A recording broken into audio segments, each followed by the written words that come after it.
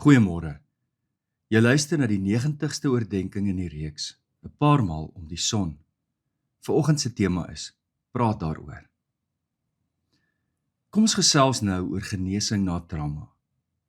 Sedert die vroeë dae van moderne sielkunde, met Freud as een van die bekendste figure, is een van die belangrikste benaderings tot traumaberading die gespreksbenadering, 'n woordbenadering.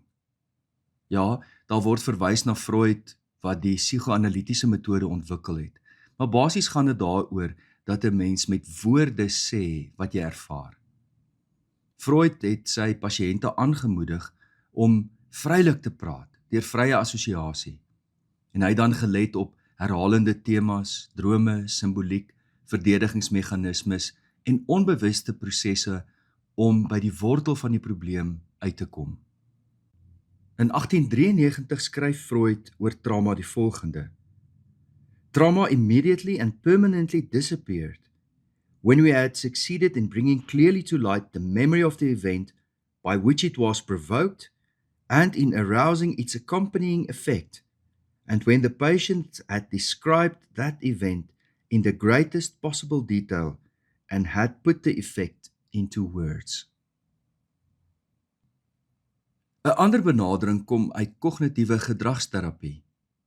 Hierdie benadering fokus minder op die onbewuste en meer op die bewuste, huidige denke, aannames, oortuigings en gedragspatrone.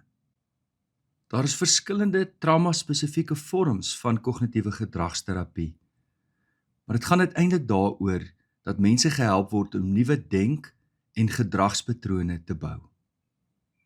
Ek is opgelei in Trauma Incident Reduction, of in kort TIR. TIR is in die 1980s deur Frank Gerbaud ontwikkel om oorlogsveterane met posttraumatiese stresversteuring te help. Die metode werk deur die persoon in 'n veilige omgewing terug te neem na die traumatiese gebeurtenis en dit herhaaldelik te herbeleef totdat die emosionele lading afneem. 'n TIR-sessie kan selfs 'n paar ure lank duur. Die fasiliteerder lei die proses deur vrae soos heel aan die begin te vra: wanneer het dit gebeur? Waar het dit gebeur? Hoe lank duur die episode?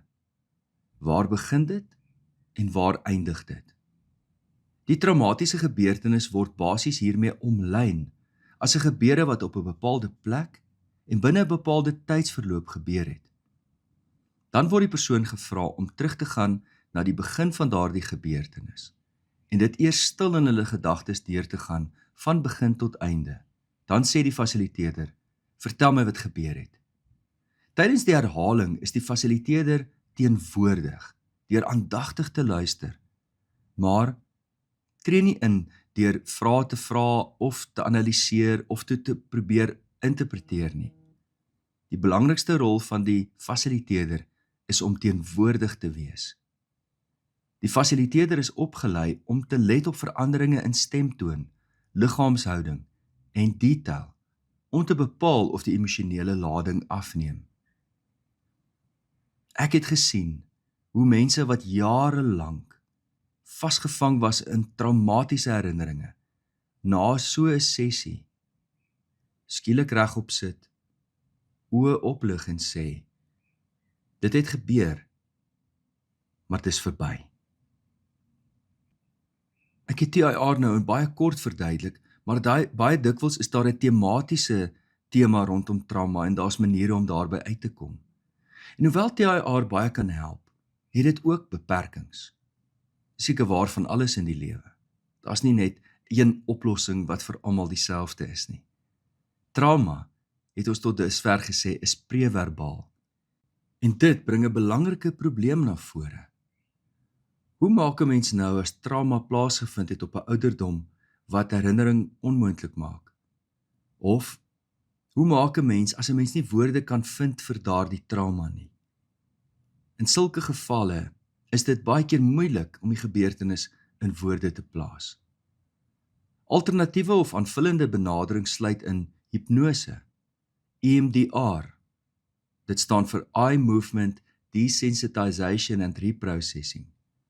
Somatiese benaderings, wat aanvanklik toe ek dit gehoor het, het ek gedink, "Sjoe, dit klink nie vir my logies nie." Maar soos ons môre sal sien, is daar wel somatiese benaderings of sensories-motoriese terapie wat help deur bewegings te doen om trauma uiteindelik op te los. Ons sal môre daaroor praat. En dan is daar natuurlik spelterapie vir kinders, waarvan ek ongelooflike resultate gesien het. Hipnose kan sommige mense na vroeë ervarings terugneem, maar dit werk nie vir almal nie en is nie noodwendig die beste keuse in elke geval nie. Daar is ook die moontlikheid van medikasie. Psigiaters kan simptome verlig met medikasie en dit kan 'n nuttige deel van behandeling wees, veral wanneer die simptome ernstig is. Dis egter verstandig om seker te maak dat medikasie deel is van 'n breër behandelingsplan wat terapie insluit. Sommige pasiënte ervaar soms dat medikasie te vinnig voorgeskryf word, sonder voldoende assessering. Daarom is dit wys om te vra vir deeglike evaluasie en, indien nodig, 'n tweede opinie of samewerking tussen psigiater en terapeut. Uiteindelik is daar nie een enkele pad na genesing nie. Praatterapie, kognitiewe gedragsterapie, TIR, EMDR, somatiese benaderings en waar toepaslik medikasie. Dit kan alles help. Die keuse van benadering hang af van die aard van die trauma, ouderdom tydens die trauma, individuele voorkeure en natuurlik die beskikbaarheid van terapeute, geskikte terapeute. 'n Mens weet ook nie altyd voor die tyd wat se benadering 'n terapeut sal volg nie. Praat dus goed vooraf met hoe hulle trauma benader en wat hulle posisie daaroor is. Môreoggend gaan ek egter oor 'n ander benadering praat, wat deur Bessel van der Kolk en ander navorsers ontwikkel is. Ek wil vanmôre afsluit deur 3 belangrike opmerkings te maak. 1. Mag hierdie oordeenkings help om die stigma, wat ongelukkig nog kleef aan trauma, te laat vaar. 2. Watter opsie jy ook al kies, gee net 'n tree in die regte rigting. Gaan praat met iemand. Moenie op jou eie aanhou worstel nie. Derdens, onthou, wanneer jy ook al vir traumaberading gaan, sal daar waarskynlik by jou 'n weerstand wees om dit te doen, 'n vrees of 'n ongemak. Dis normaal. Maar onthou net, wanneer jy oor die trauma praat, voel dit of dit weer gaan gebeur. Maar dit gaan nie weer gebeur nie. Dit het klaar gebeur. Dit lê in jou verlede. Jy sal op kort termyn die onsekerheid daarvan, of die ongemaklikheid daarvan, die hartseer of die herinneringe daarvan net moet trotseer, om uiteindelik nou op kort termyn deur daardie lyding te gaan, maar dit as 'n geskenk te sien vir jou toekomstige self, om vry te wees van trauma. Kom ons bid saam. Hemelvader, vanmôre bid ons vir mekaar. Ons bid vir elkeen wat deur trauma geraak word. Elkeen wat ly aan die herinneringe, die nagmerries, die drome, die vermyding, miskien die woede-uitbarstings, die onverklaarbare rusteloosheid, die ongemak daarvan. Here, U ken ons volkome. U sien tot in ons wesensgrond.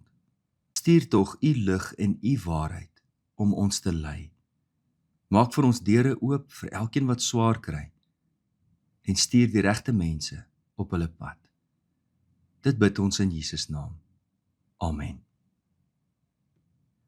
Luister net na die wysheid van C.J. Langenhoven. Die wêreld die draai. Nou is hy vriendelik en dan is hy kwaai. Vandag is hy soet en môre weer suur. Geen blydskap hou stand en geen droefheid duur. Liefde en 'n geseënde dag vir elkeen.